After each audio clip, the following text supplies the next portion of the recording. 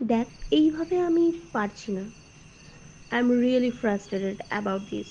দেখ, আমরা তো একটা শেষ চেষ্টাও করে দেখতে পারি। না না, এইভাবে হয় না। I want some space, Dhruv. Please try to understand. দেখ, আমি আর কোনো ভুল করব না, বিশ্বাস কর। এরকম করিস না। দেখ ধ্রুব, জোর করে কিছুই হয় না।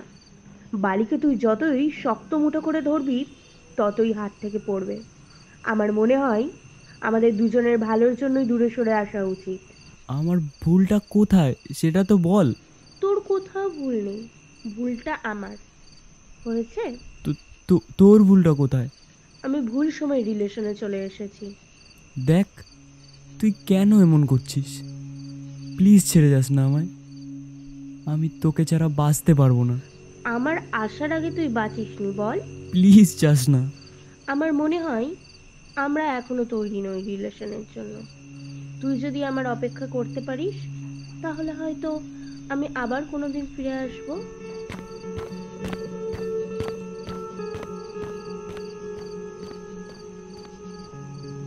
এরপর শ্রেষ্ঠা ওখান থেকে চলে গেল। ধ্রুব সেদিন আমার কাছে এসে খুব কেঁদেছিল। ওর কান্নার কারণও ছিল অবশ্য। 1.5 বছর ধরে ও আর ওর কলেজের গার্লফ্রেন্ড শ্রেষ্ঠা রিলেশনে ছিল, কিন্তু শেষে এসে দেখা গেল রিলেশন ছিল শুধু ওর তরফ থেকেই। শ্রেষ্ঠা তো শুধু ওর সাথে রিলেশনে ছিল টাইম পাস করার জন্য। সেটাও কোনোদিন বোঝেনি, হয়তো এখনও বোঝে না। তাই হয়তো ওর ফেসবুক প্রোফাইলে জায়গা পায় ওর লেখা দুঃখ ভরা কবিতাগুলো। ওর লেখা সুন্দর, কিন্তু ওর কবিতাগুলো কোনোদিনই রিচ পায় না ফেসবুকে। সেই কথা ওকে বললে ও বলে, আমি কবিতাগুলো লিখি নিজের অনুভূতিকে বাঁচিয়ে রাখার জন্য। ও প্রায়শই ঘরে একা থাকতো, শুধু ঘুমানোর সময় আসতো আমার রুমে। আমি ওকে একা ঘুমোতে দিতাম না, কারণ ছেলেটা রীতিমতো ডিপ্রেশনে চলে গেছিল। ওর প্রোফাইলে 2-1টা লাইক কমেন্ট আসে, তবে একটা মেয়ে ওর প্রতিটা কবিতাতে লাভ রিয়্যাক্ট দেয়। আমি যতদূর মেয়েটাকে চিনি, ও এন্ট্রান্স এক্সামের জন্য এবছর ড্রপ নিয়েছে, সেটুকুই জানি। মেয়েটার নাম কি জানো? ভুলে গেছি। ও হ্যাঁ, দেবস্মিতা। এরপর যেসব ঘটনা, সেগুলো নিজের মতো করে আপনাদের সুবিধার্থে আমি সাজিয়ে বলছি।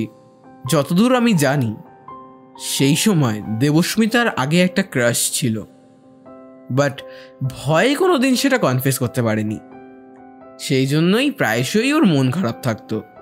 বেসিক্যালি ওয়ান সাইডেড লাভে থাকলে এটাই হয়। তারপর হঠাৎ একদিন রাত 2টোর দিকে ওর ফেসবুক ফিডে একটা প্রোফাইলে কবিতা চোখে পড়ল। ও তখনও ধ্রুবকে চিনত না।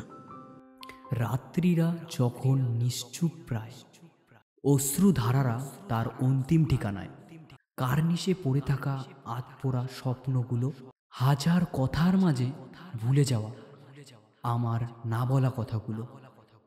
এত দুঃখ, এত যন্ত্রণা নিয়ে কিভাবে বেঁচে থাকা যায়?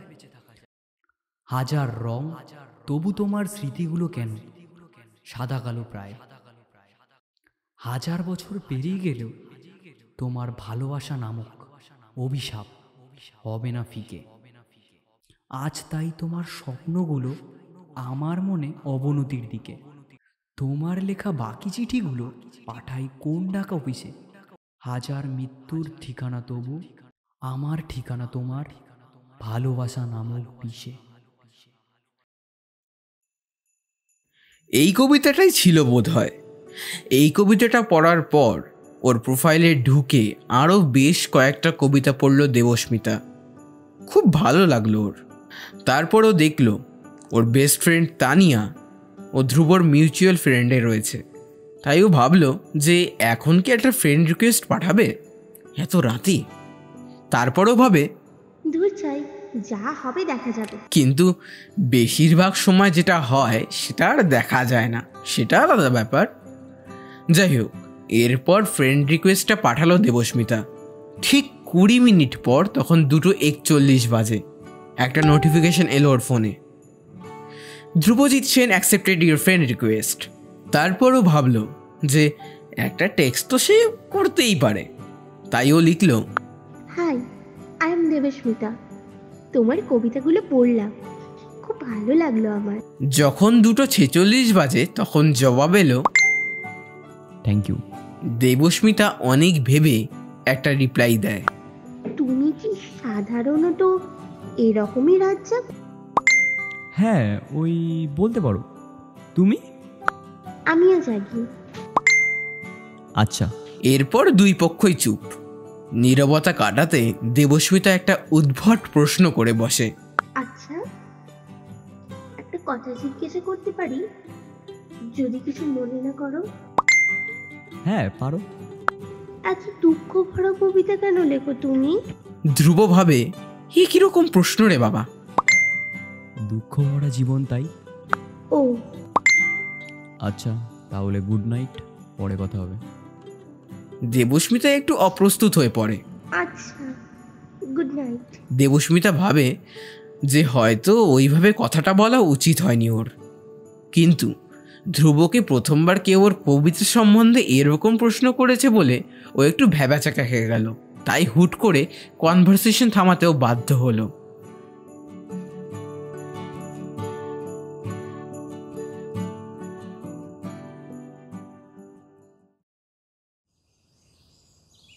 পরের দিন সকালে আমাকে ধ্রুব বলল ব্যাপারটা। আমি ওকে বললাম, করেছিস কি ভাই? এরকম কেউ করে? এখনই টেক্সট করে সরি লেখ, আর চেক কর ওর মিউচুয়াল ফ্রেন্ডে কে আছে। ও আমাকে বলল, হ্যাঁ, দেখেছি, তানিয়া আছে। আরে রণজিৎ কাকুর মেয়ে তো। হ্যাঁ হ্যাঁ।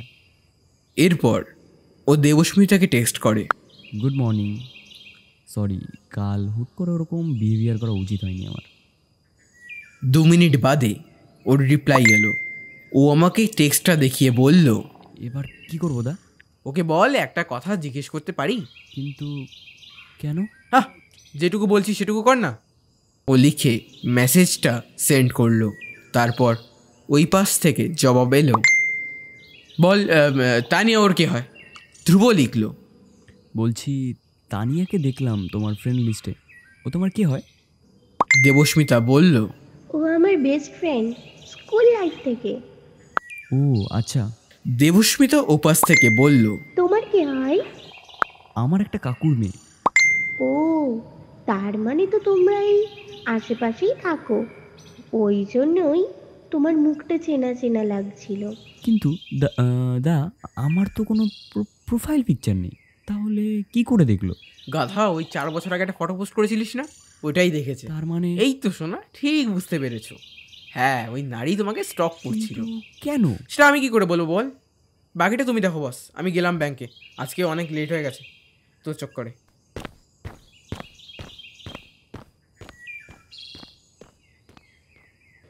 এরপর আমার সন্ধে হয়ে যায় বাড়ি ফিরতে ফিরতে।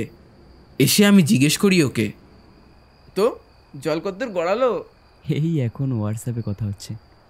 আমি বললাম, বাবা, ফেসবুক থেকে ডিরেক্ট হোয়াটসঅ্যাপ, অদ্ভুত ব্যাপার। যদিও কি কথা হচ্ছে সেটা আমি জিজ্ঞেস করিনি, তবে ধ্রুবর মুখ থেকে যেটুকু প্রশংসা শুনেছি তাতে এইটুকুই বুঝতে পারলাম যে মেয়েটা ভালো, সহজ সরল। আমি আর বেশি ঘাটাইনি ব্যাপারটা নিয়ে, ওকে একাই ছেড়ে দিয়েছিলাম। তারপর একদিন, তখন ওদের ফ্রেন্ডশিপটা অনেক স্ট্রং। তখনই মনে হয় দেবস্মিতা তানিয়াকে জানায় পুরো ব্যাপারটা। তানিয়া সেটা শুনে বলেছিল, দেখ, কথা বলছিস বল, কিন্তু বেশি ক্লোজ হোস না। এমনিতেই পুরনো কেসটা নিয়ে এখনো মুভ অন করতে পারিসনি। হ্যাঁ হ্যাঁ, ঠিক আছে, আমরা জাস্ট ভালো বন্ধুই।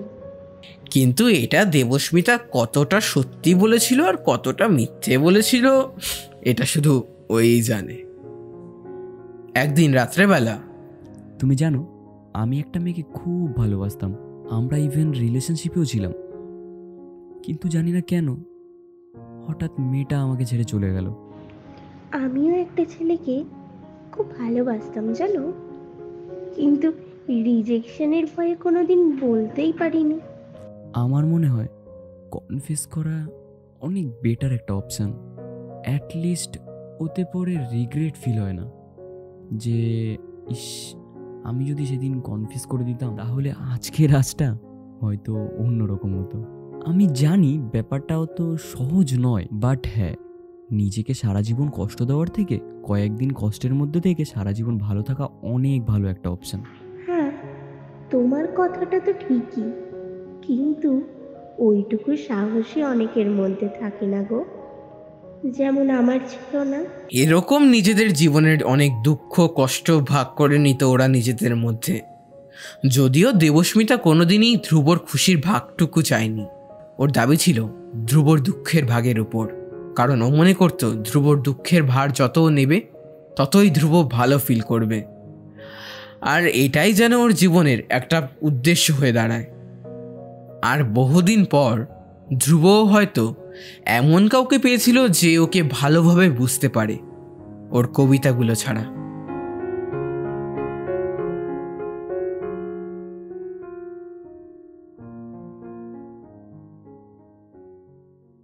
সেদিনকেই দেবস্মিতা ওর বেস্ট ফ্রেন্ড তানিয়াকে ফোন করে বলেছিল, কি হয়েছে, এত রাতে যাচ্ছিস কেন? আমি না মনে হয় ওর প্রেমে পড়েছি। কার? ধ্রুবর। মানে সত্যি? হ্যাঁ রে, ছেলেটা খুব ভালো রে। আচ্ছা ঠিক আছে বুঝেছি। তোর কীর্তন শুনতে বসিনি আমি রাখছি ভাই। দেবস্মিতার একটু খারাপ লাগলো। ওর বেস্ট ফ্রেন্ডকে একটু ফিলিংস শেয়ার করবে বলে ভেবেছিল, কিন্তু ও কোনো পাত্তাই দিল না। কিন্তু এদিকে অন্য কেস। তানিয়া যতই মুখে ওরকম বলুক না কেন, ও চায় যাতে দেবস্মিতা সব সময় খুশি থাকে। ও একটু পরেই ফোন করে ধ্রুবকে। কিরে এতদিন পরে, কি ব্যাপার? তোর ব্যাপার তোর কাছে রাখ। শোন, একটা কাজ দিচ্ছি, তোকে করতে হবে। কি কাজ? শোন, এই রবিবার বলছি ওই বিশু স্যারের টিউশনের ওই জায়গাটা চিনিস তো, ওখানে যাবি ওই 4:30 নাগাদ। কিন্তু কেন? দেবস্মিতাকে চিনিস নিশ্চয়ই। মানে? দেখ, ঢং করে লাভ নেই। আমি জানি ওর সাথে বহুদিন ধরেই কথা বলছিস। তোকে সেই দিন যেতে বলছি কারণ আমি ওই দিন বাড়ি থাকছি না, বেচারি একা একা ফিরবে, তাই তুই ওকে একটু এগিয়ে দিবি। পারবো না। জেঠুর জামার পকেট থেকে সিগারেট খেয়েছিলি, মনে আছে নিশ্চয়ই? ওইটার কিন্তু একটা ছবি আছে আমার কাছে। কটার সময় যেতে হবে বললি? সেদিন আমাকে টানতে টানতে নিয়ে গেল ধ্রুব। ভাগ্যি সেদিন ব্যাংকে হলিডে ছিল, না হলে আমার আর যাওয়া হতো না। হ্যাঁ, ঠিকই বলেছিল তানিয়া, 4:30 নাগাদই ওদের ছুটি হলো। আমরা যে ওখানে যাচ্ছি এ বিষয়ে দেবস্মিতাকে কিছুই জানায়নি ধ্রুব, আর তানিয়াও জানায়নি দেবস্মিতাকে। অনেকগুলো ছেলে মেয়ের ভেতর থেকে ধ্রুব প্রথমে লক্ষ্য করল দেবস্মিতাকে। একটা লাল রঙের চুড়িদার পরে রয়েছে। ওকে আগে ফটো ভিডিওতে দেখেছি, কিন্তু সামনাসামনি আরও ওকে বেশি সুন্দর দেখতে। ও হঠাৎ আমাদের দেখে খুব ঘাবড়ে গেল।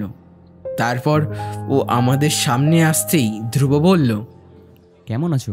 দেবস্মিতা ঘাবড়ে বলল, ভালো আছি। তুমি এখানে? হ্যাঁ, মানে আমরা এখান থেকেই যাচ্ছিলাম, হঠাৎ তোমাকে দেখতে পেয়ে দাঁড়িয়ে পড়লাম। এই যে আমার দাদা। হাই, আমি দেবাংশু সেন। এ দাদা, তোমার ব্যাপারে আমি শুনেছি অনেক ওর কাছ থেকে। দেবস্মিতা খুব থতমত খেয়ে বলল, হাই, আমি দেবস্মিতা রায়। আমি ধ্রুবর। আমি একটু শয়তানি করেই বললাম, তুমি ধ্রুবর বন্ধু। ধ্রুবর বন্ধু। চলো, আজকে যখন তোমার সাথে দেখা হয়ে গেল, তোমাকে বাড়ি অবধি ছেড়ে দিয়ে আসি। আরে না না, আমি চলে যেতে পারবো। না না না, তোমাকে যদি আমি না ছেড়ে আসি তাহলে ও আমাকে ছাড়বে না। কে? আমি ব্যাপারটা সামলে দেওয়ার জন্য বললাম, আমি আমি আমি আমার কথা বলছো। আসলে আমাকে খুব ভয় করে চলে তো, তাই আর কি। যাই হোক, এত করে বলছে যখন, তাহলে চলোই না, তোমার বাড়ি অবধি ছেড়ে দেওয়া হয়ে যাবে, আর তোমার বাড়িটাও চেনা হয়ে যাবে। তারপর হাঁটতে থাকলাম আমরা। এই, তোমার কি সত্যিই কোনো বয়ফ্রেন্ড নেই? তো তোমার মতো যদি কেউ হতো তাহলে ভালো লাগতো। পুরো রাস্তা জুড়ে কেমন যেন দেবস্মিতা অন্য মনস্ক ছিল। ওর বাড়ির কাছে যখন পৌঁছালাম তখন খুব মেঘ করেছিল আকাশে। ওইটা দেখে দেবস্মিতা বলল, এই বৃষ্টি নামবে মনে হচ্ছে। তোমরা ভেতরে আসো না, না হলে বৃষ্টিতে ভিজে যাবে কিন্তু। না না ঠিক আছে, আমরা চলে যাবো তার আগে। বলে আমরা পেছন ফিরে হেঁটেছিলাম। তখন পেছন থেকে দেবস্মিতা বলল, কেউ কাছে এসেও যদি চলে যায় তাহলে সে হয়তো কখনো কাছেই আসেনি। মানে? কিছু না।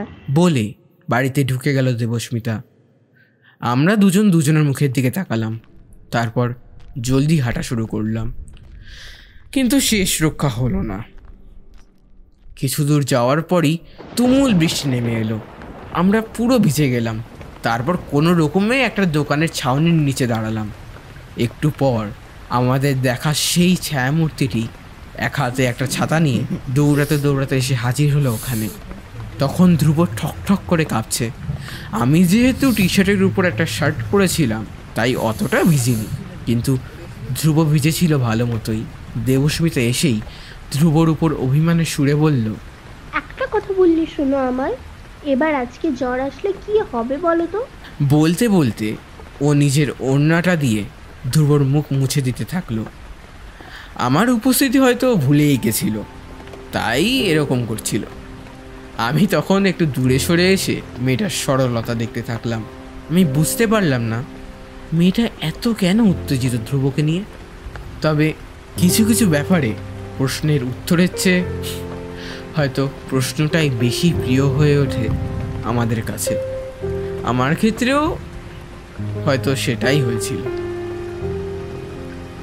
একটু পর যখন দেবস্মিতার আমার উপস্থিতির কথা মনে পড়ল, তখনও ধ্রুবর কাছ থেকে একটু দূরে সরে গিয়ে ওর দিকে ছাতা এগিয়ে দিয়ে বলল, বৃষ্টি আজকে থামবে বলে মনে হয় না। এই ছাতাটা নিয়ে যাও আর বাড়ি গিয়ে একটা প্যারাসিটামল খেয়ে নিও। বলে ও ওখান থেকে চলে গেল। আমরাও ওখান থেকে চলে আসলাম। প্যারাসিটামল খাবার সত্ত্বেও সেই রাতে ধুম জ্বর আসলো ধ্রুবর। ধ্রুব ঘুমের ঘরে কি যে সব বলছিল। তাহলে কি আমি তোমাকে ভালোবেসে ফেলেছি? কিন্তু এই কয়দিনের আলাপে ভালোবাসা? না না দেবস্মিতা, আমি তোমাকে ভালোবাসি, খুব ভালোবাসি, খুব ভালোবাসি, খুব খুব ভালোবাসি। পরের দিন সকালে আমি ধ্রুবকে টোন কেটে বললাম, তা বিয়েতে খাসি হবে না মুরগি? মানে কি বলছিস দা? তোর ভাগ্য ভালো আমি কিছু রেকর্ড করিনি, না হলে সেটা দিয়ে তোকে অনেক ব্ল্যাকমেল করা যেত। ঠিক আছে? আমি সব ধ্রুবকে বললাম। ধ্রুবর মুখটা দেখার মতো ছিল, পুরো বাজারের টাটকা টমেটোর মতো। দা তাহলে কি আমি দেবস্মিতাকে? কোনো সন্দেহ? সেদিন ঘটল আরেক ঘটনা। সন্ধেবেলার দিকে হঠাৎ একটা আননোন নাম্বার থেকে ধ্রুবর ফোনে একটা ফোন এলো। হ্যালো হ্যালো, আমি শ্রেষ্ঠা। শোন ধ্রুব, আমার কিছু কথা বলার আছে। হ্যাঁ বল। দেখ ধ্রুব, আমার ভুলের জন্য আমি ক্ষমা চাইছি। মানুষ মাত্রই তো ভুল হয় বল। আমি জানি এটা ক্ষমার যোগ্য নয়, কিন্তু তুই যে আমার জন্য আজ অপেক্ষা করে গেছিস এটা দেখে আমি খুব খুশি, জানিস তো। তুই হয়তো আমায় ডিজার্ভ করিস না, তবু আমাকে ফিরিয়ে নে প্লিজ, প্লিজ আমায় ফিরিয়ে নে। এরপর প্রাক্তনের গলা শুনে সমস্ত অভিমান ঘুচে গেল ধ্রুবর। ও ক্ষমাও করে দিল ওকে। আমি ওকে বলেছিলাম যে একই ভুল আবার করছিস। ও আমাকে বলেছিল, দেখ, যারা আমাদের মনের কাছের হয় তাদের তো ক্ষমা করাই যায়, তাই না? আমি আর কিছু বলিনি ধ্রুবকে, কারণ আমার সন্দেহ ছিল শ্রেষ্ঠা আদেও ওর মনের কাছের কিনা। ও সেদিনকেই দেবস্মিতাকে টেক্সট করে বলেছিল ব্যাপারটা। দেবস্মিতা শুধু বলেছিল, বাহ, খুব ভালো। এরপর কেমন যেন দূরে সরে গেছিল দেবস্মিতা ধ্রুবর থেকে। যদিও সেটাই স্বাভাবিক, তবে প্রাক্তনকে ফিরে পেয়ে ধ্রুবর আর কোনো দিকে কোনো খেয়াল নেই। আমার খুব খারাপ লেগেছিল দেবস্মিতার জন্য, জানি না কেন। এর থেকে 4 মাস পরে শ্রেষ্ঠা আর ধ্রুব একটা রেস্টুরেন্টে গেছিল। তখন একটা অচেনা ছেলে এগিয়ে এসে বলে, এখানে কি করছো তুমি? আর এই ছেলেটাই বা কে? কে মানে? আমি ওর বয়ফ্রেন্ড। ও হ্যালো, কি বলছিস তুই? তোর মাথা ঠিক আছে? আমি আর শ্রেষ্ঠা প্রায় 2 মাস ধরে রিলেশনে আছি। ধ্রুব তাকায় শ্রেষ্ঠার দিকে। শ্রেষ্ঠা কিছু বলতে পারে না, যদিও কিছু বলার প্রয়োজনও হয় না। ও সোজা সেখান থেকে চলে আসে বাড়িতে। আমার সামনে দিয়ে ঘরে ঢুকে নিজের দরজা বন্ধ করে দেয়। আমি তখনও জানতাম না কি হয়েছে। ধ্রুব আয়নার সামনে দাঁড়িয়ে এসে বলে, আমি চাইটা কি? ভালোবাসা, জাস্ট কারোর ক্লোজার। আমি কি আদৌ সঠিক ভালোবাসার মানুষকে চিনতে পারি? যখনও রাত্রে আমার ঘরে শুতে এলো না, আমি ভাবলাম হয়তো ও ঘুমিয়ে গেছে। পরের দিন অনেক ডাকাডাকির পর যখন ও দরজা খুলল না, দরজা ভেঙে দেখতে পেলাম আমার মৃত ভাইয়ের ঝুলন্ত দেহটা। ও দেহটা যখন নামানো হলো, তখন দেবস্মিতা এসে কাঁদতে কাঁদতে বলেছিল, আমার যে সারা জীবনে আফসোস থেকে গেল। আমি তোমাকে আমার মনের কথা বোঝাতে পারলাম না, বহু চেষ্টার পরেও। কেন চলে গেলে তুমি আমাকে ছেড়ে? অনেক রাত জেগে গল্প করা বাকি ছিল যে। একটা সুইসাইড নোট পাওয়া গেছিল, যেখানে নচিকেতার একটা গানের 2 লাইন লেখা ছিল, তুমি আসবে বলেই পাড়ার মেয়েরা মুখ করে আছে ভার, তুমি আসবে বলেই ঈশান কোণেতে জমেছে অন্ধকার, তুমি আসবে বলেই। আর তুমি বলে ও কাকে সম্বোধন করত সেটা আমরা সকলেই জানি।